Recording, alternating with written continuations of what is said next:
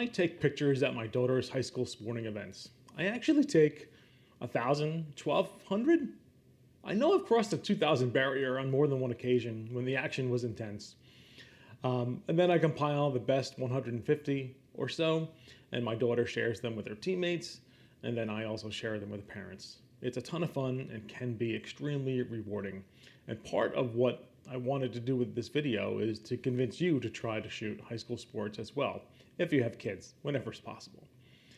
But the real reason that I started and really took the initiative was the fact that someone asked me the other day how I can take shots in a dark indoor gymnasium.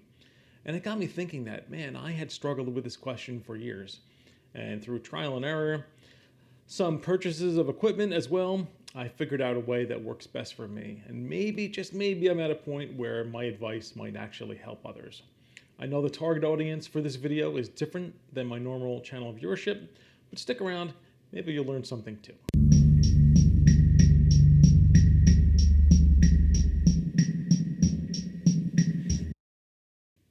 There are probably three main reasons why I choose to shoot high school sports photography of my children and their teammates and friends. The first is simple. It's a small way to give back. I already have the gear, and it costs me nothing but time and energy to share photos with these friends and other teammates.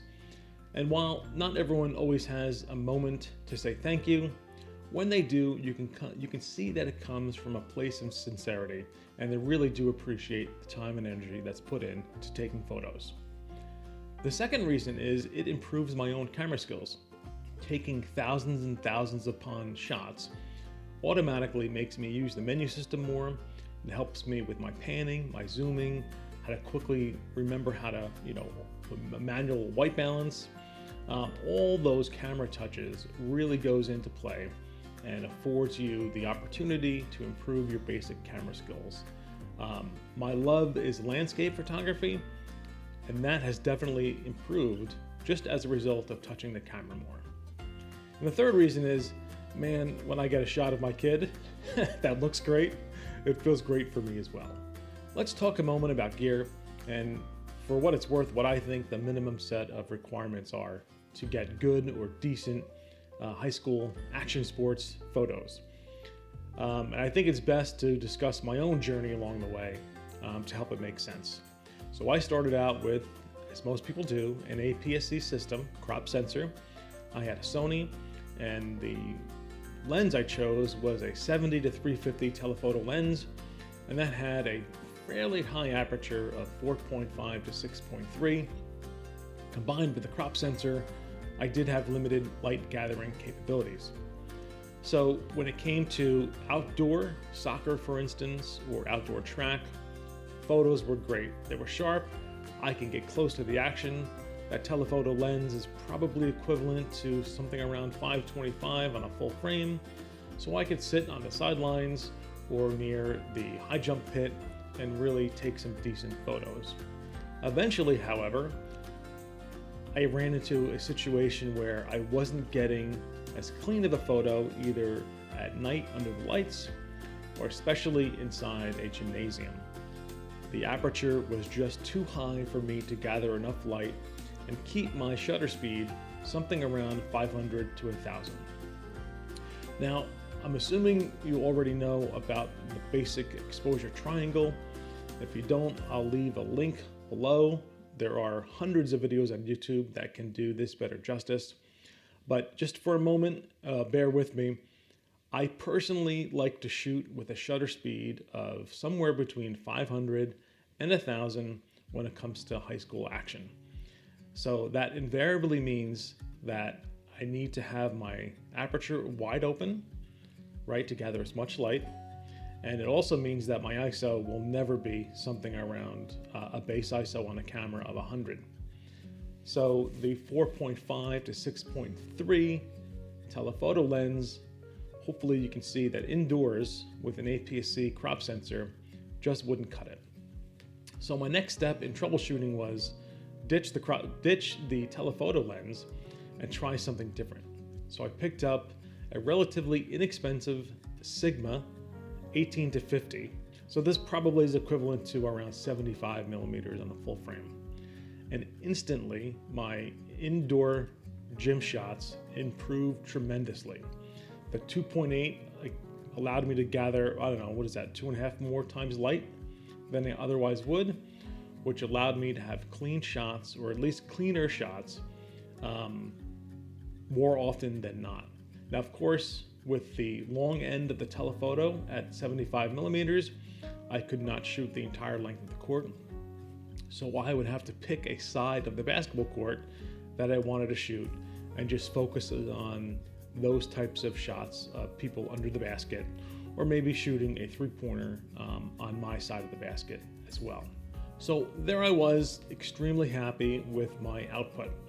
I could cover daytime outdoor sports with my 70 to 350, and I could cover indoor gymnasium at least for a half or maybe a third of the court with my 18 to 50 2.8.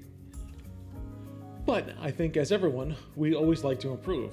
So I started comparing my work to something I would see in my local newspaper. And I definitely noticed that it just wasn't as good. Don't get me wrong, I was happy with it. No one ever once complained. Everyone thanked me. But as I progressed with my skills, I also wanted to improve in my output. And that's when I looked at full frame. So while I don't think you need full frame to shoot high school sports, I also know that you can get better pictures, especially indoors, with full frame. So hence I went to the Sony a7 IV, almost specifically for basketball. We decided as a family to make the purchase, and immediately the results were better. Along with a full frame body, I purchased the Tamron 70 to 180. That is also a 2.8. So if you're comparing the long ends of the telephoto from what I had, I went from the 50 millimeter or 75 millimeter equivalent on the APS-C body to 180 on the full frame body. And both lenses were 2.8, but now I had the full frame sensor, and this really allowed me to capture much more light.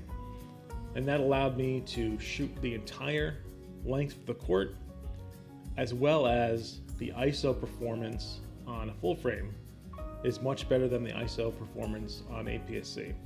So suddenly I could, in the worst cases, let's say under the lights outdoors, I could push my ISO up to 10,000 and still be satisfied.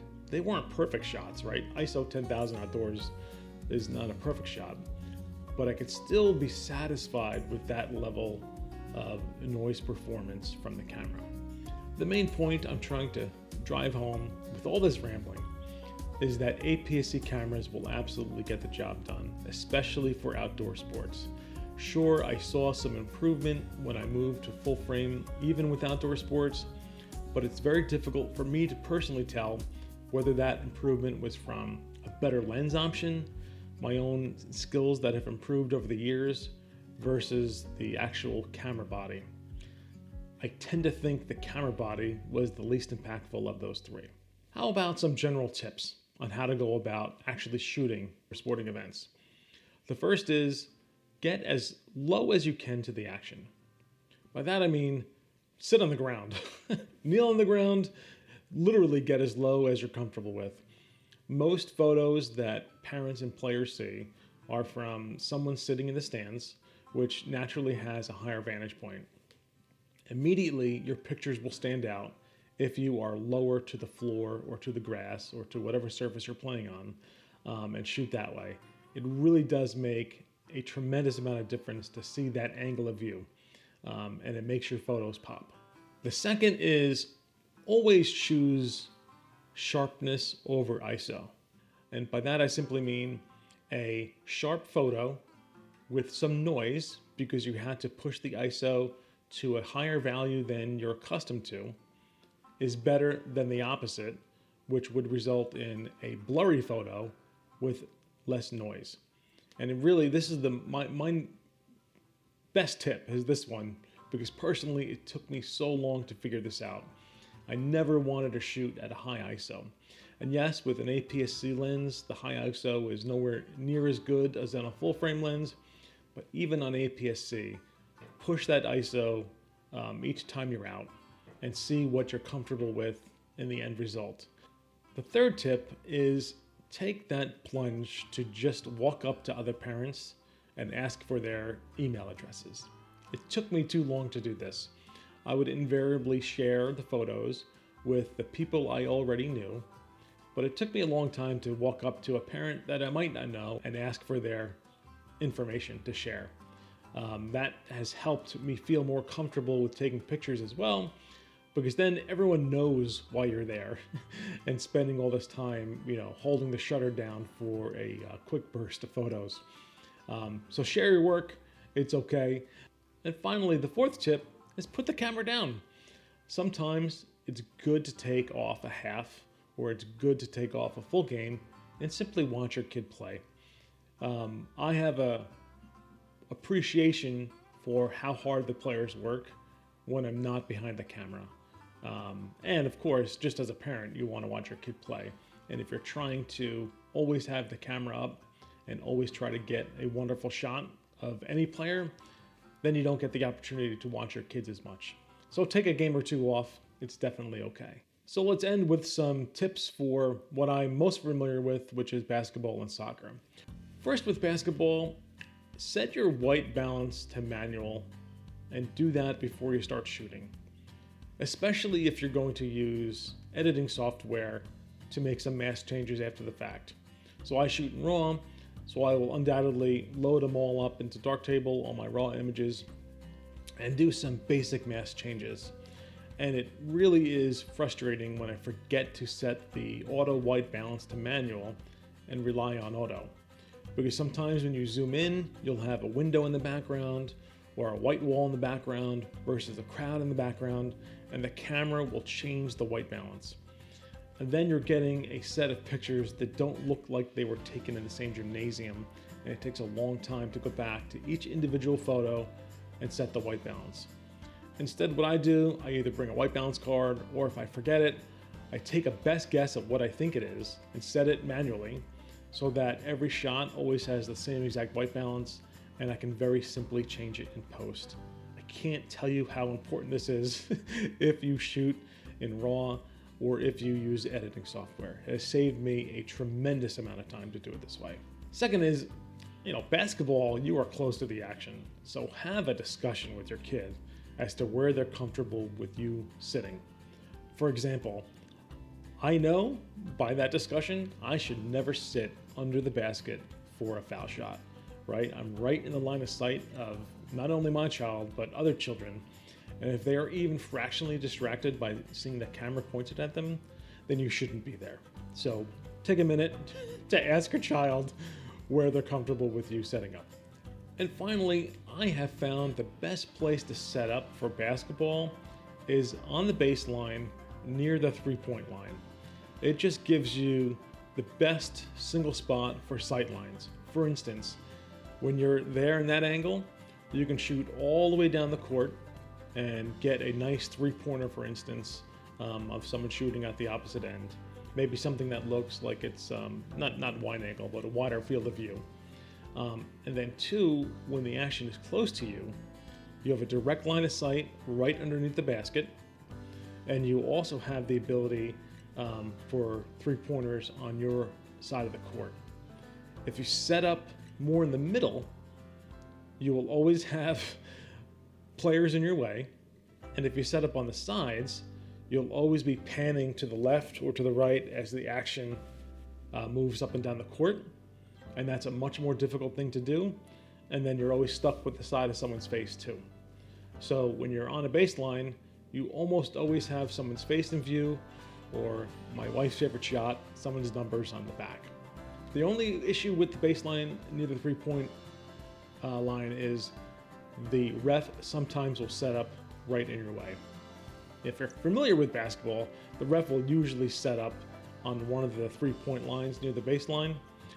So just take that specific play off. If he's on your side of the court, he will definitely be blocking you at times.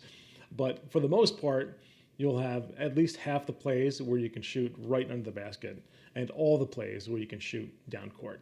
For soccer, my setup is a little bit different. I really much prefer the shot where the players are coming downfield at you so you can see their faces. So I like to set up maybe halfway between the 18 and midfield of the side of the opponent's goal. So your players are always coming down towards you. Now, of course, if you want to shoot your own goalie, you're going to have to move during the game and get closer to your own side. So try both, or what I typically do is I stay in that one spot for the entire game. At halftime, they switch sides of the field, and I'll have shots at the goalie and miss the players coming down the field my way. And the last tip, set pieces are a lot of fun to shoot. So by set pieces, I'm talking about a corner kick. But I have found that I get better shots if I manually set focus.